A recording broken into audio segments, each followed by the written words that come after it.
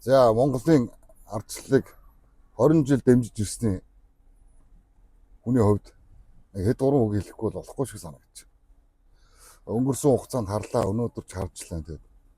Өнөөдрийн одоо ардчилсан намын цогцорлогийн дарга хэлж штэ. Би санаархлын илт зүгээр ойлгож байна. Засаг огцруулах тухай ярьж эхэлж байгаа шиг байна. Тэ. Ямар нэгэн байдлаар гэж. Ямар шалтгаантай байх нь ч хамаагүй гэж. Тэгээ бүх зүйл гэж байна шүү дээ.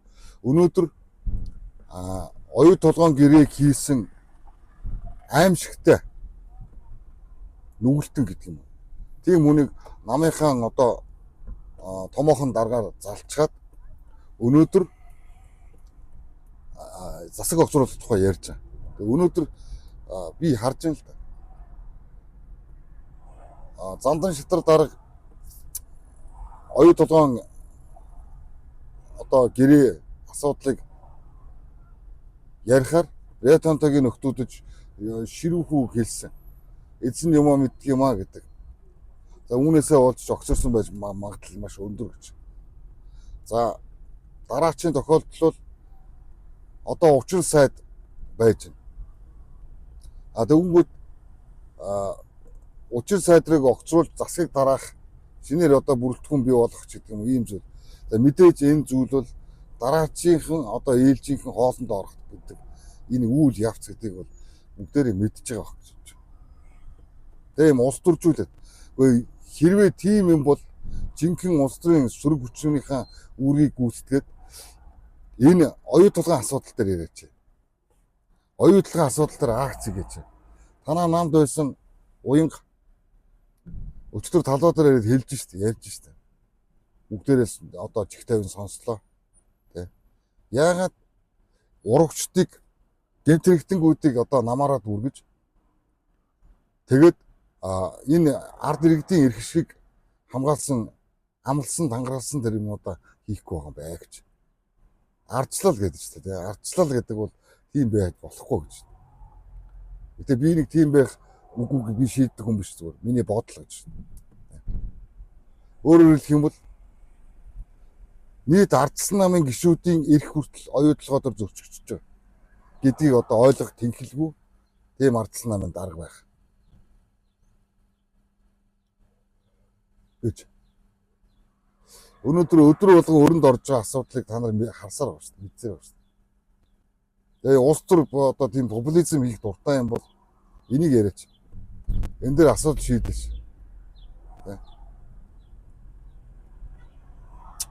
Ардчилсан намын эрхэм гишүүдээ. Би одоо ардчлалыг 20 жил дэмжсэн гэдэг шүү дээ. 20 жил дэмжсэн ухамсар гэдэг шүү дээ. Гэхдээ үүнийг харлаа шүү дээ. Тэд хэзээч Монголын ардчлалын төлөө байгаагүй гэж. Тэд зөвхөн өөрсдийн алд зовлоныхоо төлөө ардчлалыг тунхагласан гэж харагдаж шүү дээ.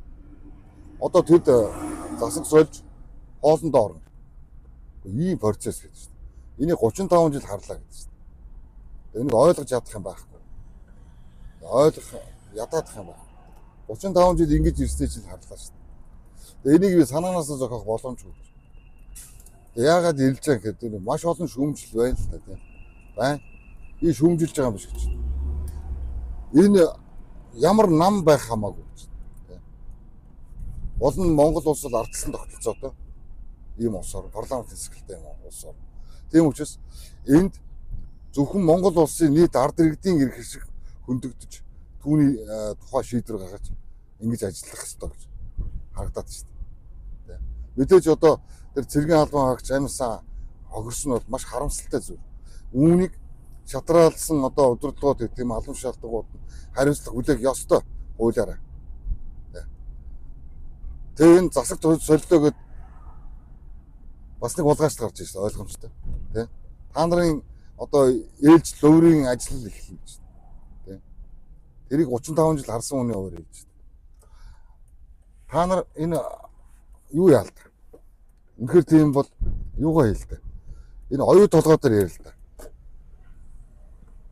Энэ алдагдсан 21 тэрбум долларыг та нар ярил л да. 21 тэрбум доллар гэж. Та нар бодож чадчихна чадахгүй. 300 70 мянган айлын орон сууцны мөнгө гэдэг шүү дээ. 200 саяар бодоход. Тэгээ ийм тэнхэл байхгүй, ийм сэтгэл зориг байхгүй. Тэгээд арчлал гэж үлээгээд их юм. Тэгээ байр байрсан сандал чирээ солиё гэдэг ингээд их юм. Нэмэгдгүүний байрыг өөрчлөөд нийлбэрдүүн эзлэхэ гэж хэлээд шүү дээ. Тоо бодолтой. Тэр 20 мянган хувьсгч чинь өнөөдөр Монголын ард түмэнд ийм одоо хохирол авчирсан гэдэг шүү дээ. Тэгээ одоо 25 тэрбум долларын өртөө Монгол улс. Монголын нийт өрөөнд яг одоо 50-аас дээш өгнө болцсон байна шүү дээ. Тэгээ би энийг санаасаа зохиох боломжгүй гэдэг шүү дээ. Тэгээ та нарт сөрөг хүчин байв, сөрөг хүчин шиг байл та. Та нар үлдсэн хугацаанд хангалттай сөрөг хүчин байж чадах юм бол та нарыг энэ ард түмэн чинь сонгоно шүү дээ. Тэгээд сөрөг хүчин байж чадахгүй байж та нар тийм үстэй. Ямар хацаа игээд засаг масаг солио молио хуцаад олон юмар хуцаад. 45 хоног жолоогүй засаг солино гэж ямар юм бэ? Эхлээд болох болохгүйг нь харж тэгжээж шийднэ үстэй.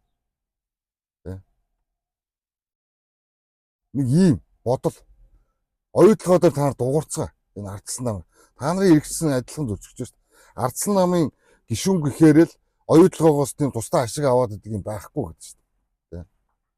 Энэ тэгээд энэ оюутлогоог эсэргүүцэж гэрээг эсэргүүцэж байгаа хүмүүсийн эрх гэж байхгүй гэдэг шүү дээ. Тэгээ энэ оюутлогоор нэг ийм буруу ойлголт яваад шүү дээ. Энэ шүгэл үлээж байгаа энэ нийгмийн төлөөлөл болоод дуу хоолой өргөж байгаа хүмүүсийн тэмцэл биш гэдсэн чинь. Эн чинь нийт одоо ард түмний төлөөлөл гэж төлөөлж ярьж байгаа. Энэ оюу толгойг гэрээг эсэргүүцэж байгаа тэмцлийг энийг хүн өмчлөх боломжгүй гэж. Энд чинь хүн болгоны эрх гэдэг шүү дээ. Одоо тэр отхны гэдэг юм уу, тэр одоо хэний гэдэг юм, дуграагийн гэдэг юм уу, тэр өөр хин гэдэг юм. Тийм байхгүй гэдэг шүү дээ. Энэ нийтлэг монголчуудын эрхлэл гэж нэг юм байна шүү дээ. Тэгээ ингээд шүгэл үлээгээд дуурж байгаа хүмүүс нь олон болж байгаа сайн хэрэг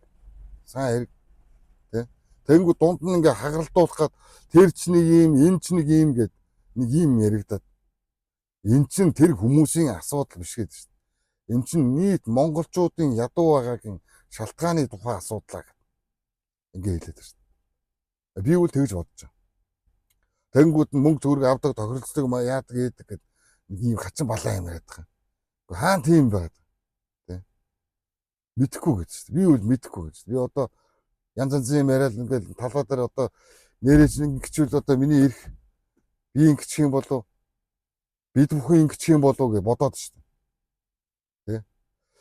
Эдгээр асуудлыг шийдснээрээ Монголын ард түмэн ядч нэг 5 төгрөгтэйг авах юм ба татвар нь боохох юм байна. Тий. Яаж нэг эмнэлэг үйлчлэгээ авах юм байна.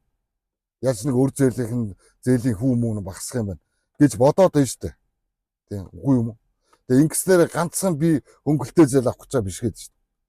Монголын ард түмэн нийт бүгдээрээ татвар нь багасж зээлийн хүү багаснаа л гэдэг. Ийм томьёол эдийн засгийн хувьд бүх бусад улс орныг харалтаа. Өөрснийгөө байгаа цагаар харалтаа. Жилийн 15-аас 30 одоо хувийн банкны зээлийн хүүтэй жилийн гэдэг шүү дээ. Гэтэл тэр Солонгос, Германыг хардаа та нар байгалийн баялаг байхгүй тэднэрт. Тэгсэн мөртлөө жилийн 5-аас 8% хүүтэй. Тэгсэн мөртлөө 60-70 сая хүнтэй гэдэг шүү дээ. Тэгээ өөрсдөө байгаа царыг харалтаа. Тэд нар чинь өөрсдийн нийтлэг эрх ашиг дээр нэгдэж тэмцэж түүнийг өөрчилж чаддаг гэж. Үүнийг fucking change гэдэг чинь нэг. Гэхдээ ийм имийг ингээ хэлэхээр тэр ингэх гэж байна, энэ ингэх гэж байна, гүрээд их гэж байна, тэр отгонд их гэж байна, тэр дуграад их гэж байна гэдэг юм. Би тэднийг өмөрж байгаа юм биш гэж. Эн чинь Монголын нийт ард иргэдийн хүсэл, итгэл, зорилго байх хэрэгтэй гэдэг ийм яриад шүү дээ. Өөртөө ирээд оролцоод энийг бас зөв явж гинэ, буруу явж гинэ гэдэг иргэд бүхэн оролцоод явах нь айгүй чухал байхгүй да. Тий. Үрдүн гэдэг. Нэг ийм л юм ярьж байгаа.